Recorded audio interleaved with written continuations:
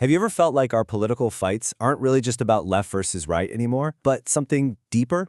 Well, according to researcher Christine Jones, that's because we're in the middle of a quiet philosophical coup. It's not about overthrowing the government, but about overthrowing the very way we think. In this explainer, we're going to break down her argument that the foundational reality of the American system is being replaced from the inside out. Right off the bat, the source material hits us with this really provocative claim. The argument is that our biggest conflicts aren't between Democrats and Republicans, but between two completely incompatible views of reality itself. So this isn't just about different opinions. It's like we're operating in two different worlds, one that founded the country and one that is quietly taking its place. So here's our roadmap. First, we'll uncover this unseen foundation of the American system. Then we'll look at the foundational inversion that's challenging it. We're going to see how this idea pops up everywhere in politics, how we lost a key thinking skill, why judging is definitely not the same as choosing, and finally, what this source suggests as a way to restore that original blueprint.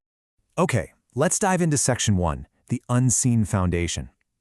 Before we can really get what's changed, we have to understand the original blueprint, the metaphysical one, that the author claims this country was actually built on. So all this analysis comes from the work of researcher Kristen Jones. She builds on the work of constitutional scholar Daniel N. Robinson, and her main focus is on what she calls metaphysical incompatibility.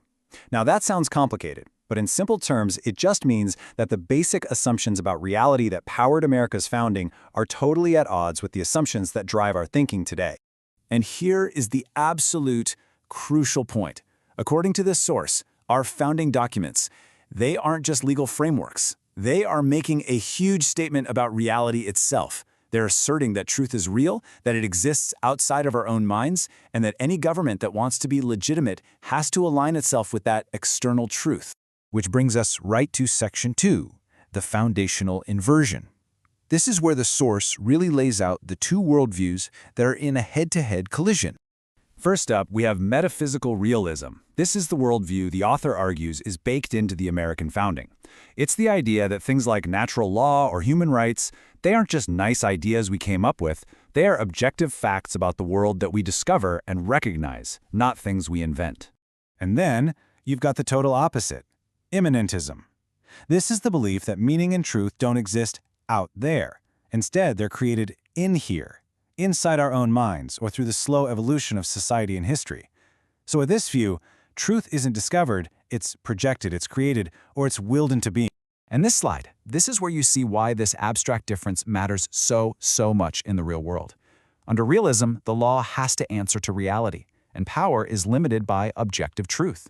But under immanentism, law is just an expression of somebody's will, and the only limit on power is whatever process we invent to try and contain it. The entire foundation for law and power gets flipped on its head. Now you might be thinking, okay, this sounds like a critique of just one political side. But Section 3 argues that this shift to immanentism has happened everywhere.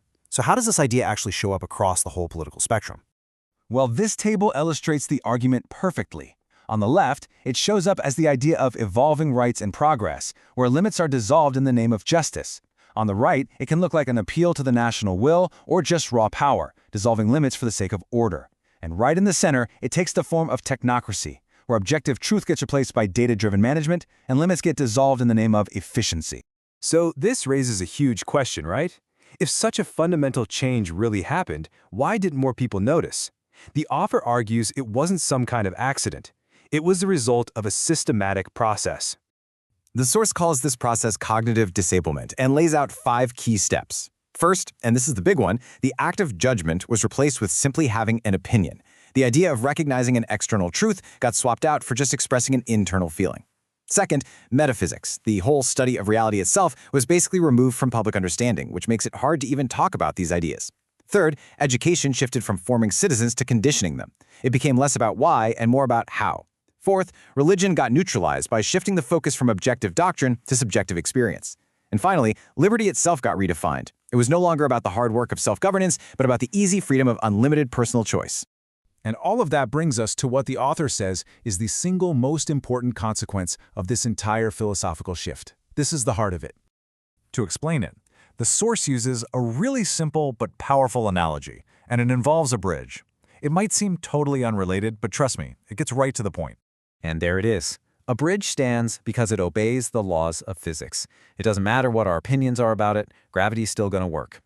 The source argues that a constitutional republic is exactly like that bridge. For it to stand, it has to conform to the non-negotiable realities of human nature and morality. So, this is what the source means by true judgment. It isn't creating something or deciding something. It's recognizing something. It's the mind submitting to what's real, just like an engineer has to submit to the laws of physics. It's an act of acknowledgement. This slide just lays it all out so clearly. The judge asks, is this true? And looks outward, toward reality. But the chooser asks, does this resonate with me?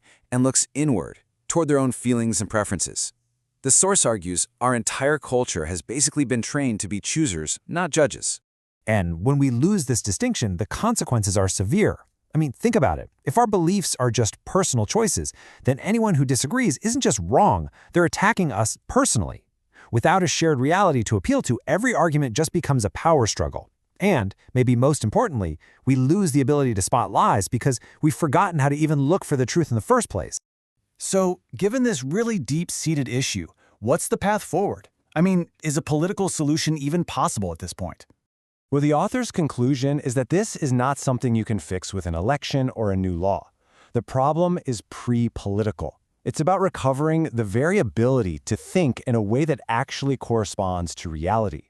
And the very first step, according to the source, is this simple but pretty radical act of clarification.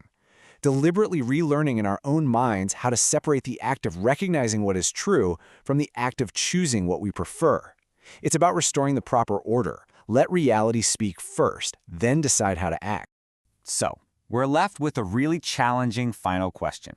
In a world that tells us constantly that our personal choice is everything, what would it actually look like to practice the forgotten art of judgment? How do we even begin that quiet, disciplined act of conforming our minds to reality instead of just demanding reality conform to us?